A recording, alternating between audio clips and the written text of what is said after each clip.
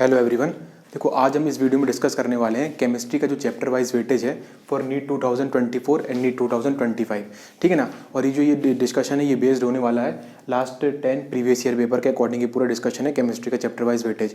और एक और इंपॉर्टेंट चीज़ हम इस वीडियो में डिस्कस करेंगे। आपको पता होगा कि अभी एनसीईआरटी के सिलेबस से कुछ चैप्टर को रिमूव किया गया है, सिलेबस को अपडेट किया गया है। तो वो अपडेटेड सिलेबस भी हम डिस्कस करेंगे इस वीडियो में कि कौन से चैप्टर रिमूव हुए हैं। और सबसे इंपॉर्टेंट ये भी डिस्कस करेंगे कि आपको क्या फॉलो करना है फॉर नीट 2024 जो अपकमिंग नेक्स्ट ईयर पेपर होने वाला है नीट का, उसके लिए आपको कौन सा सिलेबस फॉलो करना है वो भी हम डिस्कस करेंगे। तो वीडियो को एंड तक जरूर देखिएगा। तो स्टार्ट करते हैं मैम वीडियो। देखो इस वीडियो को हम जो केमिस्ट्री का सिलेबस है आपको पता होगा उसको 3 पार्ट्स में हम डिवाइड करके पढ़ेंगे, डिस्कस करेंगे। फिजिकल केमिस्ट्री, इनऑर्गेनिक केमिस्ट्री और एंड में हम डिस्कस करेंगे अबाउट ऑर्गेनिक केमिस्ट्री।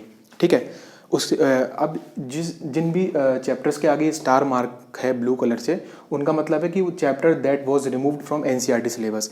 जो इस साल जो एनसीईआरटी अपडेट हुई है उससे जो भी चैप्टर रिमूव कर दिए गए तो उनके आगे मैंने स्टार लगा दिया है। जैसे सॉलिड स्टेट सरफेस केमिस्ट्री के आगे स्टार है, मतलब ये चैप्टर अब रिमूव हो चुके हैं, पहले एनसीईआरटी में प्रेजेंट थे।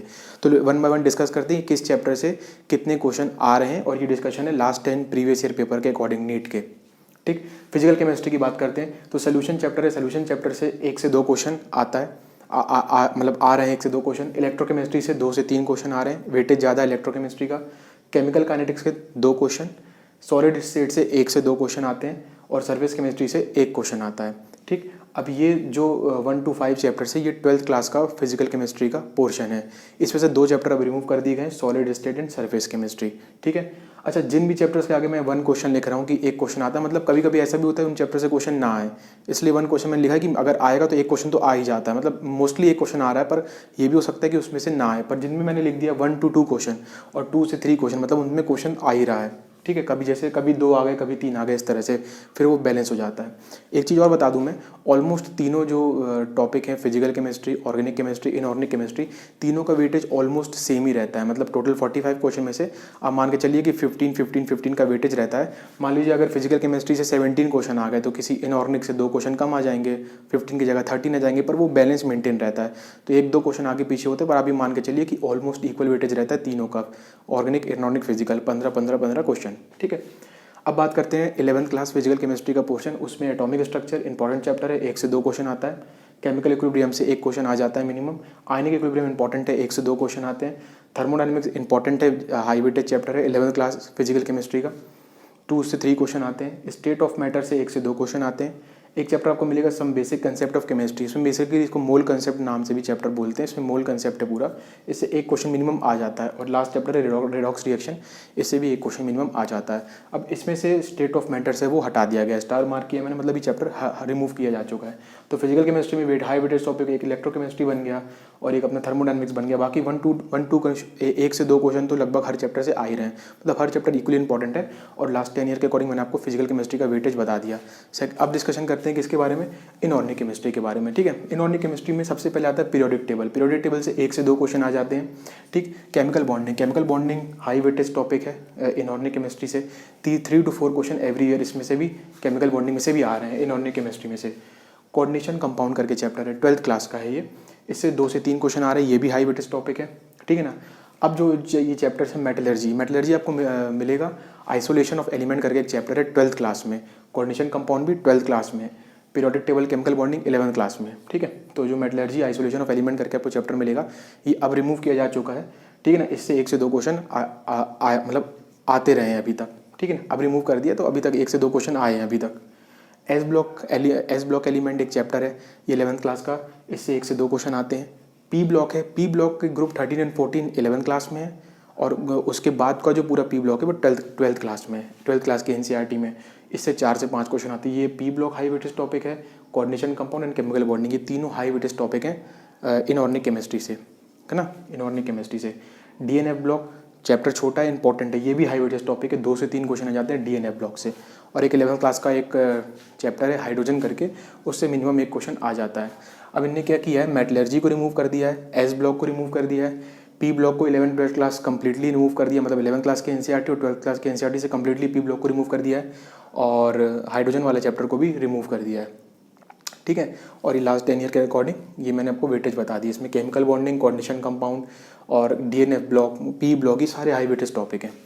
ठीक, अब डिस्कशन करते हैं ऑर्गेनिक केमिस्ट्री के लिए। तो ऑर्गेनिक केमिस्ट्री में जो है, ऑर्गेनिक केमिस्ट्री में सबसे पहले आपको एक चैप्टर मिलेगा, चैप्टर तो नहीं मिलेगा, मतलब जो एक 11th क्लास के एनसीईआरटी में एक ऑर्गेनिक का चैप्टर है, बेसिक चैप्टर करके, जो स्टार्टिंग का चैप्टर है, उसमें नॉमेनक्लेचर है और भी चीज़ें। तो नॉमेनक्लेचर आईयूपीएसी से मिनिमम एक क्वेश्चन आ जाता है। ठीक, आइसोमेरिज्म से एक क्वेश्चन आ जाता है, आइसोमेरिज्म जो है ना उसमें उससे एक क्वेश्चन आ जाता है। अब आता है एक रिएक्शन मैकेनिज्म करके, ये कोई चैप्टर नहीं है, मैं आपको बता रहा हूँ कि इसके अंदर क्या टॉपिक रहते हैं। जैसे कि इंडक्टिव इफेक्ट, मीजोमेरिक इफेक्ट के क्वेश्चन, ठीक है ना, एरोमेटिसिटी की क्वेश्चन की कौन सा एरोमेटिक है, कौन सा नॉन एरोमेटिक है, एंटी एरोमेटिक, ये सब जो बहुत इंपॉर्टेंट है, एरोमेटिसिटी से क्वेश्चन आते रहते हैं। ठीक, एसिडिक स्ट्रेंथ और बेसिक स्ट्रेंथ के क्वेश्चन कि आपको ऑर्डर बताना होगी, increasing order of acidic strength, basic strength, ठीक, और हाइपर कंजुगेशन इफेक्ट, ये सारे टॉपिक्स को मिला के अपन जैसे रिएक्शन मैकेनिज्म नाम दे सकते हैं। इनसे 1 से 2 क्वेश्चन आ जाते हैं। ठीक, उसके बाद एक चैप्टर है oxygen containing compound. Oxygen containing compound में 2 चैप्टर आते हैं, ये 12th क्लास का पोर्शन है। एक रहेगा अपना अल्कोहल फिनोल ईथर और एक है एल्डिहाइड कीटोन एसिड वाला। ये सारे के सारे ऑक्सीजन कंटेनिंग कंपाउंड है, इंपॉर्टेंट है, हाई वेटेज टॉपिक है 12th क्लास का। सिर्फ 4 से 5 क्वेश्चन आ जाते हैं ऑर्गेनिक केमिस्ट्री में। हाइड्रोकार्बन्स एक चैप्टर है और एक चैप्टर है halo alkanes. Hydrocarbon 11th class में और haloalkanes and haloarenes chapters है, ये 12th क्लास में। इससे 3 से 4 क्वेश्चन आ जाते हैं, ये भी काफ़ी हाई वेटेज टॉपिक है और ये दोनों 12th में ही मिलेंगे आपको। ठीक है ना, ये तो मैंने ऐसे आपको बेसिक बताया है। और आइसोमेरिज्म, नोमेनक्लेचर, ठीक, एक अमीन्स मिलेगा आपको 12th में, 1 से 2 क्वेश्चन इससे आते हैं।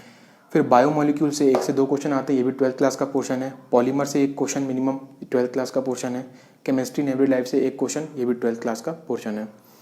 और इन्वायरमेंटल केमिस्ट्री 11th क्लास का पोर्शन है, इससे भी 1 क्वेश्चन मिनिमम आता है। अब इनने रिमूव कौन कौन से किए हैं, पॉलीमर को रिमूव कर दिया है, केमिस्ट्री इन एवरीडे लाइफ को रिमूव कर दिया है और इन्वायरमेंटल केमिस्ट्री को सिलेबस से अभी के लिए रिमूव कर दिया है। और ये मैं आपको बता दिया weightage according to previous 10 year of NEET paper. अब आपको नीट 2024 या जो 25 के लिए प्रिपरेशन कर रहे हैं उनको क्या करना है। देखिए, अभी ये एनसीईआरटी से भले ही चैप्टर रिमूव कर दिए, पर आपको अभी पूरा ही पढ़ना है। क्यों? क्योंकि अभी तक नीट के सिलेबस में कोई अपडेशन नहीं हुआ, मतलब नीट की तरफ से भी कोई भी ऐसा नोटिस नहीं आया जिसमें ऐसा हो कि ये सिलेबस रिमूव कर दिया गया। हो सकता है आपको 12th क्लास के जो बोर्ड एग्जाम्स है उसमें आपको, या बोर्ड एग्जाम्स में, या फिर जो 12th क्लास के स्कूल के एग्जाम में, उसमें आपको हो सकता है कि लेटेस्ट सिलेबस के हिसाब से पेपर देखने को मिले तो उसके सिलेबस से रिमूव कर दिया जाए। बट अभी तक नीट की तरफ से ऐसा कोई भी नोटिस नहीं है कि ये अपडेटेड सिलेबस ही फॉलो करेंगे वो। अगर in future updated syllabus follow करते हैं तो आप फिर ये चैप्टर जो स्टार लगे वो छोड़ दीजिएगा। बट अभी के लिए अपन को पूरा ही पढ़ना है, क्योंकि ये इतने इंपॉर्टेंट चैप्टर्स हैं, पी ब्लॉक और एस ब्लॉक, ये सब रिमूव कर दिए गए हैं। बट अभी अपन को नहीं मानना है कि रिमूव कर दिए गए, अपन को अभी पूरा ही पढ़ना है जब तक नीट की तरफ से कोई नोटिस नहीं आ जाता। क्योंकि नीट की तरफ से नोटिस अगर एग्जाम के जस्ट पहले भी आएगा तो फिर आप पढ़ नहीं पाएंगे, इसलिए भी अभी आपको पूरा पढ़ना है।